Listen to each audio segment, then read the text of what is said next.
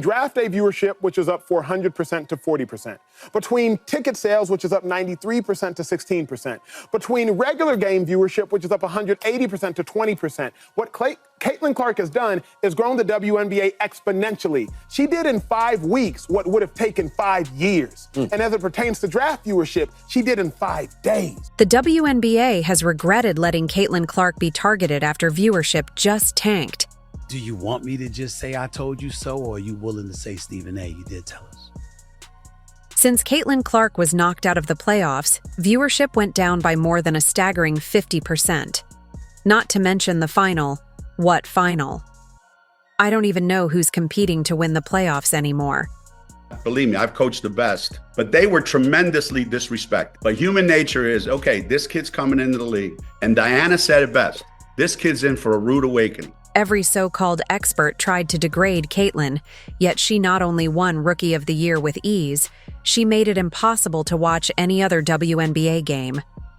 Watching everyone else turned boring when Caitlin entered. That's her effect. NBA is crashing out. Caitlin is spending some good quality time with Lexi Hall. Can I get this spring fling with vanilla cream instead of coconut cream? Can I have the beach babe too, please? You're Caitlin Clark, right? Maybe. Our girl was seen getting a coffee with Lexi Hall, whilst going viral for getting a $3 bargain. These are healthy, right? No, but they are only $3. I love a bargain. Caitlin seems to be enjoying her rest whilst the WNBA is falling apart. It's lovely to see the WNBA regretting their decision. If only they had treated Caitlin better, viewership would have been at an all-time high right now. So yes, the WNBA was growing before Caitlin Clark. Make that abundantly clear. But it was growing incrementally compared to the exponential growth you're seeing now. And this is just data, this is just subjective facts. Be mad with data, please do not be mad at me. Stats do not lie. Unfortunately for the WNBA, they will have to deal with the snooze fest playoff final. Caitlin, however, gets to sit back and enjoy everything fade away. The WNBA going back to their usual viewership numbers and being irrelevant once again.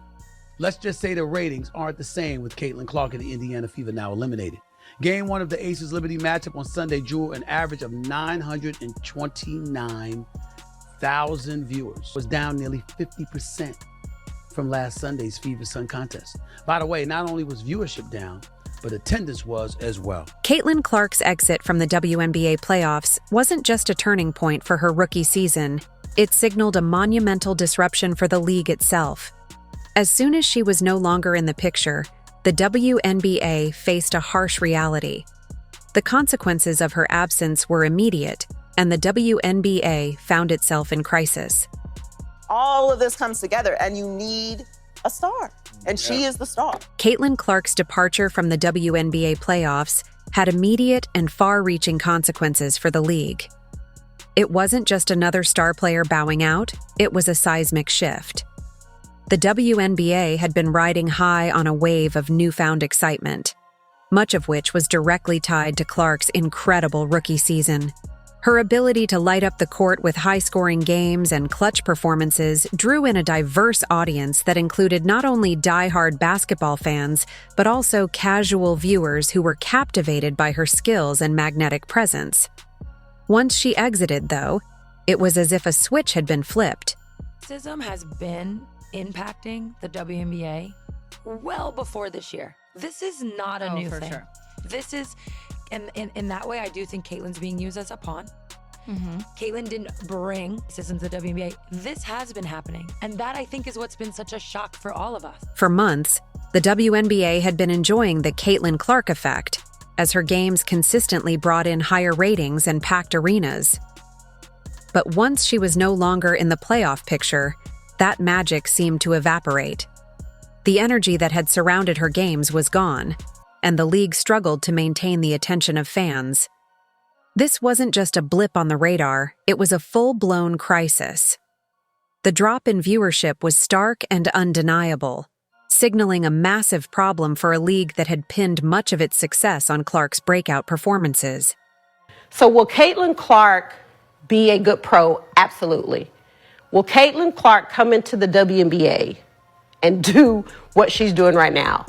Immediately, absolutely not. Not gonna happen. Okay. Not on the The impact was perhaps most visible during the first game of the WNBA Finals between the Minnesota Lynx and the New York Liberty. Normally, the finals are a peak moment for the league, a time when fans are fully engaged and excitement is at its highest. But without Caitlin Clark on the court, the viewership numbers were nowhere near what they had been during her playoff run. Fans simply weren't as interested, and the WNBA found itself grappling with the harsh reality that much of the attention it had garnered throughout the season was tied directly to one player, Caitlin Clark. Despite all the buzz and attention Caitlin Clark generated throughout the season, the WNBA allowed her to be targeted in a way that was both unfair and unnecessary. From the very start, Clark was subjected to aggressive fouling and intense defensive strategies aimed at stopping her at all costs. You had people fighting tooth and nail the entire season, not wanting it to be this way because other people weren't getting flowers, or she was getting too much attention, or she gets a special whistle, or I'm gonna check her off the ball here just because. She became the most fouled player in the league, and yet the WNBA didn't do enough to protect her. This wasn't just about the physical toll the fouling took, it was about the message it sent. The league, which should have been celebrating and elevating one of its brightest stars, was instead allowing her to be treated as a target. Game after game, Clark was fouled more frequently than any other player, and it became clear that opposing teams were zeroing in on her. What's more frustrating is that the league seemed content to let it happen. Instead of stepping in to ensure fair play and protect their star, the WNBA allowed this pattern to continue. Most notably when Caitlin received a black eye. Through it all, Caitlin Clark continued to shine. She didn't let the targeting slow her down, in fact, she thrived under the pressure. By the end of the season, despite the fouls and the disrespect, she had solidified her place as the Rookie of the Year, proving that no amount of targeting could diminish her talent. Clark's ability to rise above the unfair treatment only further highlighted the WNBA's failure to fully support her. The league had a golden opportunity to protect and elevate one of its most influential players, but instead, they allowed her to be subjected to unnecessary physicality on the court. Even though she emerged victorious, the question remains, why wasn't the WNBA doing more to shield her from the constant fouling and aggression? How it affected you and through the rest of the game? Thanks. Yeah, obviously got me pretty good in the eye. I don't think it affected me. Honestly, I felt like I got good shots. They just didn't go down. And obviously a tough time for that to happen. The sharp decline in viewership after Caitlin Clark's playoff exit is a phenomenon that can only be described as the Caitlin Clark effect. During the regular season and playoffs, Clark's games consistently drew massive audiences, whether it was in person or on television. This decline in viewership isn't just about numbers, it's about what Caitlin Clark represents to the WNBA. Her presence brought in new fans, increased media attention, and elevated the league to a level of visibility it hadn't seen in years. The Caitlin Clark effect is real, and the WNBA is learning just how much they relied on her to keep fans engaged.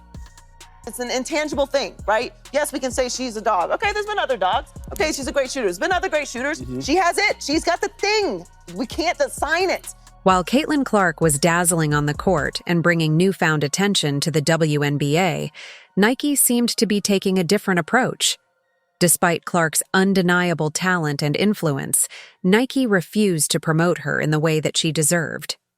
Instead of recognizing the enormous impact she was having on women's basketball, Nike chose to prioritize other athletes, most notably Juju Watkins, by offering them massive endorsement deals.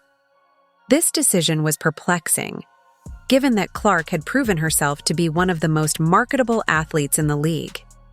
Juju Watkins has agreed to a multi-year contract extension with Nike, reportedly in one of the richest shoe endorsement deals in women's basketball history. Clark's ability to draw in fans, increase viewership, and sell out arenas should have made her a prime candidate for a major endorsement deal. Yet, Nike seemed hesitant to fully back her, leaving her without the kind of recognition that her peers were receiving. This wasn't just a missed opportunity for Nike. It was a blatant oversight of Clark's true value to the WNBA and the sport as a whole.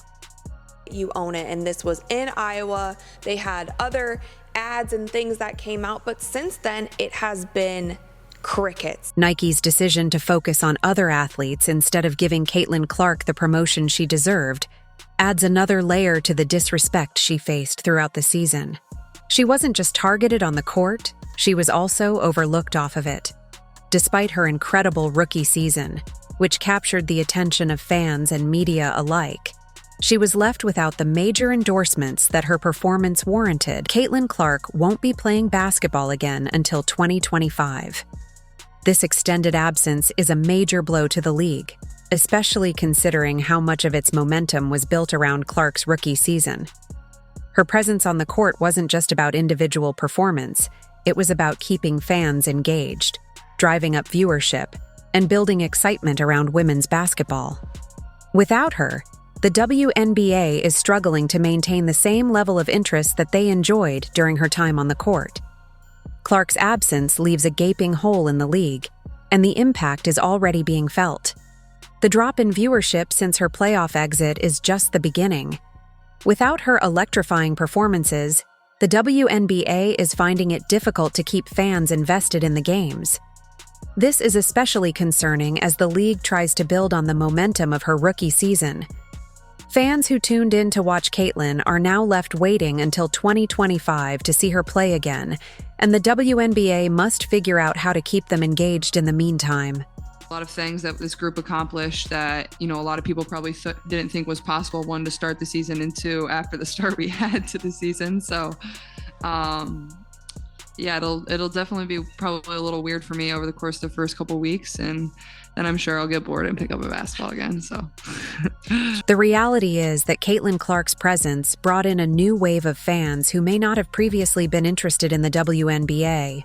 Her absence means that the league must work even harder to retain those fans and ensure they remain invested in women's basketball.